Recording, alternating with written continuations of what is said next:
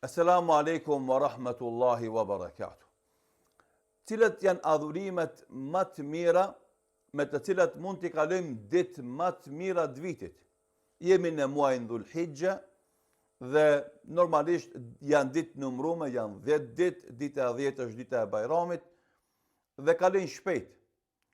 Dilema dhe pyetja që parashot është cilat janë adhurimet më të vlefshme, më të mira që mund të bëhen këto ditë më të mira.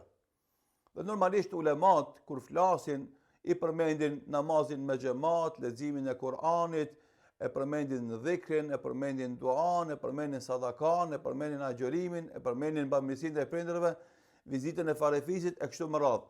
Të gjitha adhurimet e zakonshme që i bën besimtari gjatë jetës së tij potencohen dhe mbivlerësohen në këto 10 ditë e Dhulhijjes. Disa dietarë kanë thonë, megjithatë, adhurimi më i mirë të cilin mund ta bën besimtarin këto 10 ditë e Dhulhijjes është agjërimi. Pse? Sepse agjërimi është një adhurim i cili të man në adhurim 16, 17, 18 orë. Nga ora 3:30 tash, 3:45 afërsisht, deri në ora 8:10 minuta, kur është iftari këtu në Shkup, janë domethënë 6-17 orë afërsisht. Edhe 16 orë të plota.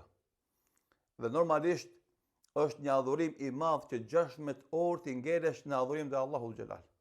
Edhe kur punon punë shtëpie, edhe kur flen, edhe kur ec, edhe kur merresh me sport, je në adhurim brenda këtyre 16 orëve.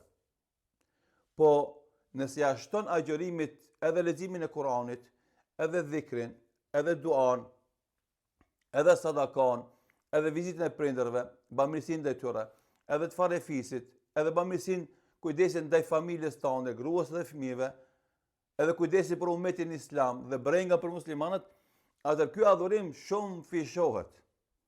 Edhe s'ka dyshim se besimtari nëpërmes agjërimit arrin që çdo sekond e çdo minutë që e kalon në këtë adhurim të fiton shpërblime më të mëdha.